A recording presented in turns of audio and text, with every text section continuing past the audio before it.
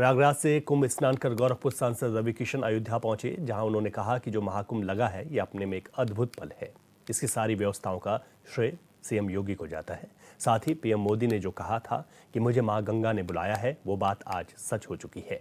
उन्होंने मां गंगा को स्वच्छ और निर्मल कर दिया है। ऐसा स्वच्छ जल मां गंगा का 75 साल पहले नहीं था। वहीं विरोधियों पर निशाना साधते हुए रवि किशन ने कहा, विरोधियों को भी कुंभ में नहाने आना चाहिए। बैठक करेंगे और उसके बाद ऐतिहासिक सारे विधायक गण बड़े एक्साइटेड हैं, बड़े उत्साहित हैं। ये पूज्य महाराज जी की सोच को साधुवाद है।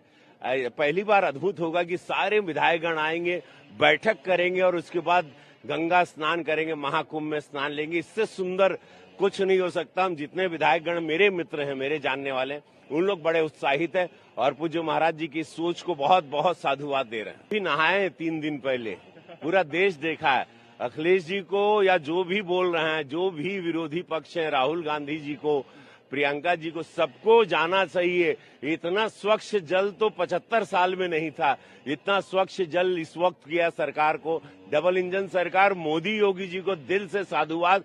ऐसी स्वच्छता मोदी जी ले आए कि पूरा गंगा जी भी आशीर्वाद दे रही हैं। उनको मां गंगे ने बुलाया था, उन्होंने पूरा उसको सार्थक कर दिया। मोदी जी को सही में मां गंगे ने बुलाया था।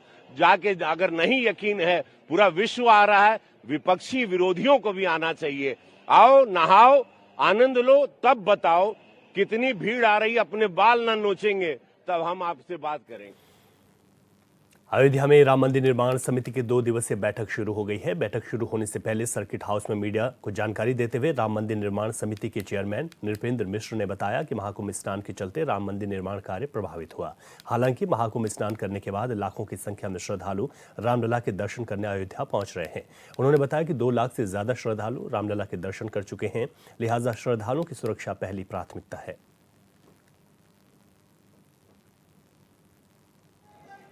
यह अवश्य है कि आप खुद ही जानते हैं कि कुंभ के कारण बहुत यात्री जो कुंभ में गए वो अयोध्या में भी आए हैं और औसतन लगभग प्रतिदिन 2 लाख के ऊपर हमारे यहाँ जो श्रद्धालु हैं वो पहुँच रहे हैं। इतनी संख्या में श्रद्धालु आने से निर्माण कार्य में थोड़ा सा बाधा पड़ रही है, क्योंकि सबसे अधिक प्राथमिकता श्रद्धालुओं की सुरक्षा का है। उसको हम पहले सुनिश्चित करते हैं, उसके बाद ही निर्माण कार्य करते हैं। तो जहाँ जहाँ मौका मिल रहा है वहाँ निर्माण कार्य कर रहे हैं, लेकिन कुछ जगहों पे निर्माण कार्य श्रद्धालुओं की दृष्टि से उनके हित को ध्यान में रखते हुए हमें निर्माण कार्य रोकना पड़ा और यह अनुमान है कि लगभग 4 फरवरी तक वह निर्माण कार्य तत्काल शुरू नहीं हो पाएगा। तो इस प्रकार की समस्याएं होती हैं, हम अनुमान भी लगा सकते हैं और ऐसा अनुमान था भी हमें प्रारंभ से कि लगभग 15 दिन कठिनाइयां आएंगी। तो इसको देख रहे हैं।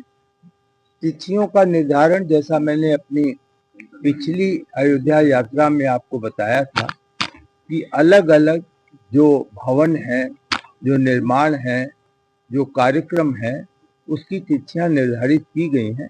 अब उसके सापेक्ष हमारी प्रगति क्या है, कमियां क्या हैं, उसके बारे में आने वाले 2 दिन में। श्रावस्ती के कटरा बाजार में दुकान किराए पर देना दुकानदार को भारी पड़ गया। दरअसल दुकान का मालिक जब 3 साल से बाद वापस वहां पर लौटा तो तब तक किराएदार ने दुकान का पूरा कब्जा कर लिया था। जब दुकान के मालिक ने दुकान वापस मांगी तो किराएदार मारपीट और गाली गलौज पर आमादा हो गए।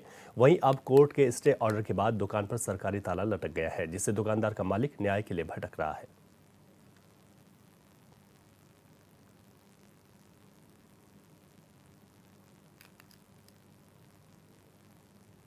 ये इनको मैंने किराए पे दिया था और किराए के बाद इन लोगों ने मेरा यानी दुकान कब्जा कर लिया और उसके बाद इस पे स्टे आ गया। और स्टे आने के बाद यहाँ की पुलिस जो है एक तरफा कार्रवाई कर रही है। यानी हमारा लैंड है, हमारा कोई नहीं सुना जाता है। जो सामने वाला यानी कब्जा करके रखा है उसकी सुनवाई होती है और वो लोग जो है हमारे भाइयों के ऊपर 4 5 धारे का मुकदमा डाल दिया गया है। जैसे कि धारा नंबर 115, धारा 324, धारा 351, धारा 352, ये लैंड मेरा है, नीचे का कब्जा उनका है। आप मालिक हैं इसके? हाँ, इसके मालिक है। कागज पेपर आपके पास है? हाँ, कब्जा कर लिया सर। आज का आशा तो यही दिख रहा है, अभी तक हुआ नहीं था। ये पहली बार यानी कटरा श्रावस्ती में ये सब चीजें हुआ है। मैं ये चाहता हूँ कि ये माफियागिरी, जो लैंड माफिया लोग हैं, इनको तत्कर्ता उनके पावर। कौशाम्बी जिले की सराय अकेल थाना में उस वक्त हड़कंप मच गया जब महंत मुस्कान और महंत कल्याणी देवी के गुटों के बीच कई घंटों तक हाई वोल्टेज ड्रामा चलता रहा। दोनों पक्षों के बीच आपसी विवाद इतना बढ़ गया कि थाना परिसर में जोरदार हंगामा हो गया। कड़ी मशक्कत के बाद थाना प्रभारी ने मामला शांत कराकर दोनों पक्षों को वापस भेज दिया है और मामले में पूरी जांच की बात कही है।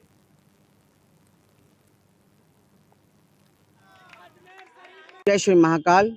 आज मुझे बहुत मजबूरी में यहाँ पे थाने में आना पड़ रहा है कि इतना बड़ा 2025 का महाकुंभ है और उसे छोड़ के आना पड़ा। किसके लिए? इस मुस्कान किन्नर के लिए। ये बहुत दिन से हमारे प्रयागराज में और हमारे जो ये सरायकेला थाना क्षेत्र में जो हमारे किन्नर लोग जाते हैं बधाई के लिए, तो ये यहाँ पे कब्जा करना चाह रही है। आए दिन गुंडागर्दी करना, हमेशा ये कुछ ना कुछ हरकत बदतमीजी करती। आज भी इसने हमारे किन्नरों के ऊपर हमला किया, हमारी गाड़ी तोड़ दी और एक लड़के ने हमला किया है और किस तरह ये अपनी जान बचा के भागी है। तो मैं यही प्रशासन से और हम अपने माननीय एसएसपी साहब से और माननीय डीएम जी से, सभी से मैं यही चाहती हूँ कि हमारे चेलों की, किन्नर समाज की सुरक्षा करें। ये थाने में जो हम लोग आए हैं, एक एरिया का विवाद है और कोई चीज का विवाद नहीं है, ठीक है। इलाहाबाद के किन्नर हैं जो छोटे पहले बात तो मैं महामंडलेश्वर के खिलाफ नहीं जा रही हूँ। महामंडलेश्वर अपनी जगह पे है और एरिया का बात है, जो एरिया वाले होते हैं उनसे महामंडलेश्वर से कोई मतलब नहीं, ठीक है। वो जो अभी छोटी बनी हुई है महामंडलेश्वर, अपने आप को कल्याणी नंदगिरी बताती है। वो पहली बात तो छोटी बेगम बनी थी, ठीक है। वो एक लड़के से करी थी निकाह अजमेर शरीफ में। उसका नाम तो लड़के का बताऊंगी बाद में। उसने निकाह किया था। इस चीज की जांच करी जाए। शासन झांसी की मोठ तहसील सभागार में आमजन की समस्याओं के समाधान के लिए संपूर्ण समाधान दिवस का आयोजन किया गया, जो कि कमिश्नर और डीआईजी केशव कुमार चौधरी की अध्यक्षता में संपन्न हुआ। इस मौके पर तहसील क्षेत्र से आए हुए फरियादियों ने अपनी समस्याओं को लेकर अधिकारियों से शिकायत की, जिनमें कर्मचारियों की लापरवाही पाए जाने पर अधिकारियों ने लेखपालों को कड़ी फटकार लगाई है।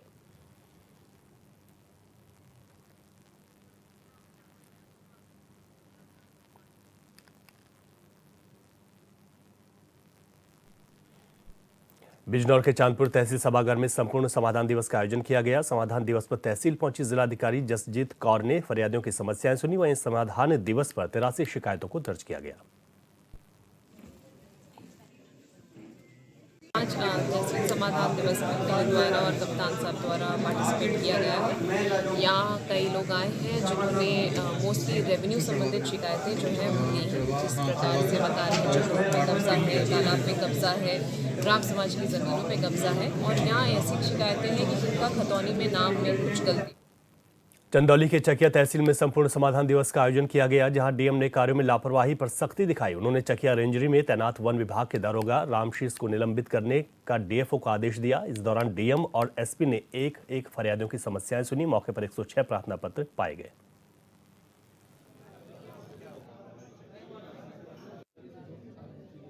जनपद स्तरीय तहसील समाधान दिवस हम लोगों ने तहसील चकिया में आयोजित किया था। कुल मिला के 106 प्रार्थना पत्र विभिन्न विभागों के प्राप्त हुए हैं और सभी अधिकारियों को ये निर्देशित किया गया। बलिया में सहतवार के पूर्व चेयरमैन स्वर्गीय बद्रीनाथ सिंह की 23वीं पुण्यतिथि पर आयोजित कार्यक्रम में नगर क्षेत्र की जनता का जनसैलाब उमड़ पड़ा। इस दौरान समाजवादी पार्टी के कई दिग्गज नेता भी मौजूद रहे। मुख्य अतिथि के रूप में बलिया लोकसभा से सपा सांसद सनातन पांडे, सपा विधायक घोषी सुधाकर सिंह और सपा विधायक सिकंदरपुर मोहम्मद रिजवी मौजूद रहे।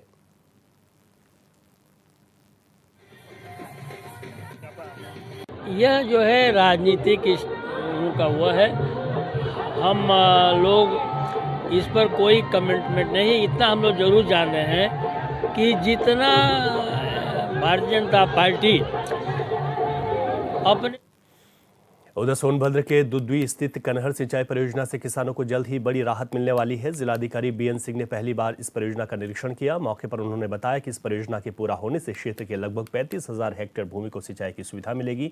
डीएम ने सिंचाई विभाग के अधिशासी अभियंता विनोद कुमार के साथ बैठक कर परियोजना की विस्तृत जानकारी ली।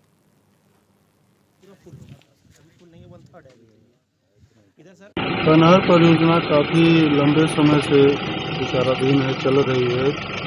प्रदेश सरकार ने इसमें अभी धन भी रिलीज किया है और इसका लाभ यहाँ के लोगों को मिले। लगभग 35,000 हेक्टेयर में सिंचाई। मेरठ में होटल राजमहल का विवाद अब एसएसपी ऑफिस पहुंच गया। बता दें कि होटल राजमहल पर अपना स्वामित्व दिखाने को लेकर परिवार के ही दो पक्षों में विवाद चल रहा है। मामले में इससे पहले भी मारपीट और मुकदमा दर्ज हो चुका है। होटल के मालिक रमेश ढींगरा के बेटे व्यापारियों को लेकर एसएसपी ऑफिस पहुंचे, जहां उन्होंने न्याय की गुहार लगाई।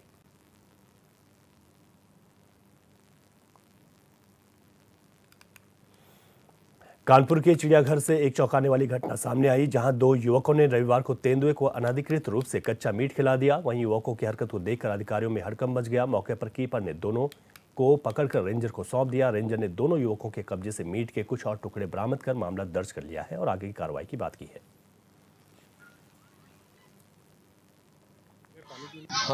लगभग 2:30 बजे की घटना है दोपहर की। उसमें दो लड़के, जिसमें एक का नाम जयंत भाटिया और दूसरा रामपाल, ये दोनों लोग चिड़ियाघर घूमने आए थे और किसी तरह ये अपनी जैकेट में छुपा के कच्चा मांस ले आए थे, जिसको इन्होंने वहाँ पर टाइगर बाड़े में दूर से फेंका अंदर, और जो तेंदुआ बाड़ा है उसको तेंदुए बाड़े में अंदर जाके वहाँ खिलाने का प्रयास किया और एक तेंदुए ने थोड़ा मांस खा भी लिया था। तो तुरंत अभी वहाँ पर कीपर था, उसने उसको देखा और तुरंत वहीं कार्रवाई करके पकड़ा उसको, और जब तक वो अंदर कर पाता तब तक वो। कानपुर उद्योग व्यापार मंडल ने अपनी कई मांगों को लेकर कानपुर मंडलायुक्त को ज्ञापन सौंपा। व्यापारियों ने महानगर में जीएसटी अधिकारियों की तरफ से पान मसाला और इस्पात फैक्ट्रियों की निगरानी को रोकने और सरसैया घाट में बन रहे कन्वेंशन सेंटर को सांसद श्याम बिहारी मिश्रा के नाम करने को लेकर मंडलायुक्त को ज्ञापन सौंपा है। हमारे नगर अध्यक्ष सुनील बजाज जी ने आज पिछले 2 महीने से जो सरकार की गतिविधियां चल रही है, प्रदेश सरकार की, विशेष रूप से लोहा उद्योग और पान मसाला उद्योग। कानपुर प्राणी उद्यान यानी कि चिड़ियाघर में 10 नए प्राणियों के आने से पूरे चिड़ियाघर प्रशासन में खुशी की लहर है। प्राणी उद्यान के वन अधिकारी नावेद इकराम ने बताया कि गुजरात स्थित वनतारा से कानपुर प्राणी उद्यान में एक नर और एक मादा जेब्रा के साथ कंगारू प्रजाति के 4 वालाबी और 4 स्कारलेट मकाऊ भी आ रहे हैं, जो पर्यटकों के लिए काफी आकर्षण का केंद्र बने रहते हैं।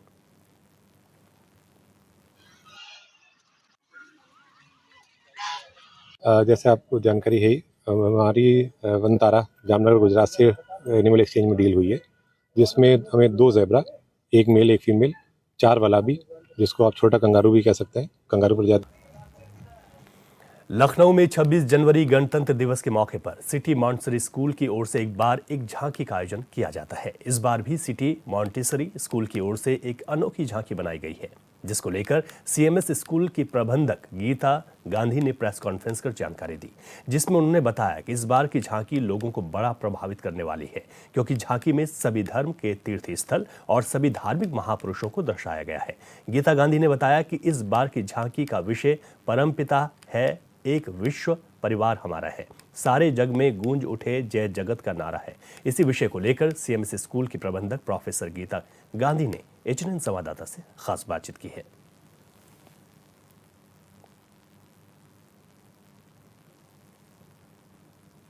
गणतंत्र दिवस के पावन अवसर पर सिटी मॉन्टेसरी स्कूल की झांकी इस वर्ष की 2025 वर्ष की, उसका विषय है परमपिता है एक, विश्व परिवार हमारा है, सारे जग में गूंज उठे जय जगत का नारा है।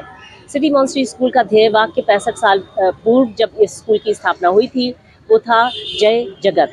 वसुधैव कुटुंबकम की भावना से ओतप्रोत ये विषय लिया गया है इस झांकी का, और इसमें 4 भाग हैं। सबसे पहला भाग जो है उसमें एक पृथ्वी दिखाई गई है, पूरे संपूर्ण पृथ्वी दिखाई गई है, और दिखाया गया कि उसमें उसके जो मतलब भगवान के नीचे हर तरीके के धर्म के अवतार दिख रहे हैं, जैसे कि श्री राम, श्री कृष्ण, ईसा मसीह, मोहम्मद साहब, गुरु नानक साहब और एंड सो फॉर्थ। उसके अलावा जो मतलब ये दिखा रहे हैं कि सभी धर्म जो है वो एक ही प्रेरणा से प्रेरित हैं, यानी कि एक ही ईश्वर से आए हैं।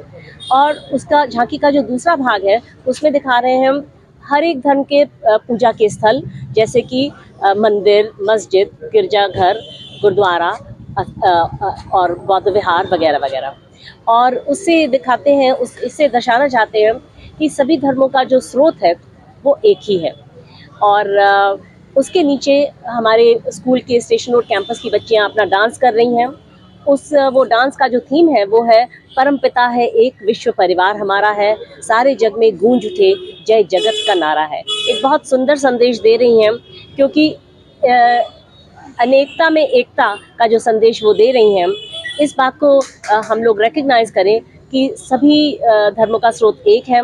और इसलिए जो है वो हम लोग एक बेहतर और सुंदर समाज की परिकल्पना तब कर सकते हैं जब हर धर्म के लोग जो हैं वो एकता में रहें और सौहार्द से रहें। 26 जनवरी गणतंत्र दिवस को लेकर एक बार सिटी मॉन्टेसरी जो है एक नई झांकी बनाने जा रहा है। हम दिखाएंगे आपको ये झांकी। देखिए, ये जो सिटी मॉन्टेसरी इस बार बनाने जा रहा है, कहीं ना कहीं इसमें दर्शाया गया है 4 तरीके से इसमें जो है चीज़ें दी गई हैं। हम आपको बताना चाहेंगे कि देखिए, विद्यालय समाज के प्रकाश का केंद्र ये बनाया गया है। दूसरी ये आप छोटा छोटा सा देखिए लिखा हुआ है वसुदेव कुटुंबकम। तो कहीं ना कहीं सारी चीज़ों को दर्शाने की कोशिश की गई है। वहाँ आपको हम दिखाना चाहेंगे कि राम मंदिर, और अगर बात की जाए मक्का, तो सभी धार्मिक जो है धार्मिक स्थल जो है उनको भी दर्शाया गया है। कहीं ना कहीं झांकी का जो आकर्षण है वो कहीं ना कहीं लोगों के जहन में बहुत अच्छी तरह से आएगा। और देखिए, सबसे बड़ी चीज़ ये है कि जो धार्मिक ग्रंथ जो है उनको भी यहाँ पे दर्शाया गया है, चाहे मुस्लिम हो चाहे किसी भी धर्म का हो, सभी चीज़ें दिखाई। नीचे देखिए आप किस तरह से सारे जो धार्मिक जो है ग्रंथ उनको भी देखिए पूरी तरह से यहाँ पे उनकी जो है मूर्ति लगाई गई है। और कहीं ना कहीं देखिए, सिटी मॉन्टेसरी स्कूल का एक अपना अलग ही झांकी होती है जो सबको अपनी तरफ आकर्षित करती है। लगातार देखिए कितना ज़बरदस्त राम मंदिर का मॉडल जो है वो इस पर दर्शाया गया है। तमाम तरह के मंदिर हैं वो दिखाए गए हैं। कहीं ना कहीं देखिए यहाँ पे जितने भी ज्ञानी लोग हैं उनकी जो है तस्वीरें लगाई गई हैं। तो देखिए, इस बार जो है 26 जनवरी गणतंत्र दिवस को लेके सिटी मॉन्टेसरी स्कूल ने एक झांकी तैयार कर दी है पूरी तरह से। और कहीं ना कहीं गणतंत्र दिवस के मौके पर आपको ये झांकी जो है परेड में देखने को मिलेगी। और कहीं ना कहीं अगर बात की जाए तो लगातार झांकी जो है वो कहीं ना कहीं इन लोगों को अपनी तरफ आकर्षित करेगी। और हमारे साथ जो है गीता गांधी जी हैं, वो बात करेंगी, थोड़ा सा इसके बारे में बताएंगे। मैम, ये झांकी बनाई गई है और झांकी जिस तरह से देखा गया कि हर साल CMS की झांकी का अलग ही रूपरेखा होती है, इस बार झांकी बनाई गई है उसकी क्या रूपरेखा है?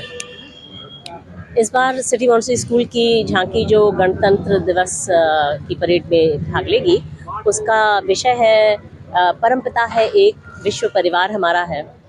और इसके पहले भाग में दिखाया गया है कि एक पृथ्वी है और पृथ्वी जो है वो उसमें वो जो है प्रकाशित है। हर धर्म के प्रवर्तकों के वहाँ पर मतलब मूर्तियाँ दिखाई गई हैं और उसके ऊपर एक सूरज दिखाया गया है। यानी कि संदेश ये देना चाहते हैं कि भगवान एक है, ईश्वर एक है और ईश्वर सभी धर्म जो है एक ही ईश्वर से प्रेरणा लेते हैं। देखिए, जगदीश गांधी जी जब तक जिंदा रहे तो कहीं ना कहीं हमने देखा कि एकता का वो ज़्यादा विश्वास रखते थे, कहीं ना कहीं सभी धर्मों को लेके चलते थे। लेकिन आजकल जो देखा जा रहा है, जिस तरह से देश में जिस तरह से नफरत घुली हुई है, इसको लेके क्या संदेश देंगे? क्योंकि गांधी जी हमेशा सबको एक साथ लेने की बात करते थे। हमारी झांकी के माध्यम से पूरे समाज में संदेश फैलाते हैं हम कि परमपिता परमात्मा एक है और हम सभी उसकी संतान हैं। और जो है वो हमने हमारे झांकी के दूसरे भाग में दिखाया है कि हर धर्म के जो पूजा के स्थल हैं वो दिखाए हैं। फिर भी दोबारा से इस बात को मतलब पे जोर डालने के लिए कि हम सभी एक ही परमपिता परमात्मा की संतान हैं और इसलिए पूरे जगत के सभी प्राणियों की, जैसे कि हमारी प्राचीन संस्कृति और सभ्यता में वसुधैव कुटुंबकम को बहुत जोर दिया गया है, बहुत जोर दिया गया है। तो वसुधैव कुटुंबकम के आधार पर ही हमारे यशस्वी प्राइम मिनिस्टर श्री नरेंद्र मोदी जी ने अभी इस साल 1 साल पहले जब G20 का हम लोगों ने होस्टिंग की थी भारत में, तो उसमें उन्होंने ये रखा था theme one earth one family one future, कि हम एक पृथ्वी, एक परिवार, एक भविष्य। हमारा भविष्य एक ही है, दुनिया में सभी जो भी प्राणी हैं उन सबका भविष्य एक ही है। अब देखिए पर्यावरण बदलाव जो हो रहा है उससे भी दिखता है कि बहुत ज़्यादा जो है हम लोग एक दूसरे के ऊपर निर्भर हैं। तो एक सुंदर समाज की कल्पना करना, एक सुंदर समाज को बनाना, उसके लिए बहुत आवश्यक है कि हमारी शिक्षा जो है वो उसी तरीके की लड़कियाँ city Montessori school station road की लड़कियाँ जो है वहाँ पर उस पर बहुत अच्छे से डांस करके दिखा रही हैं।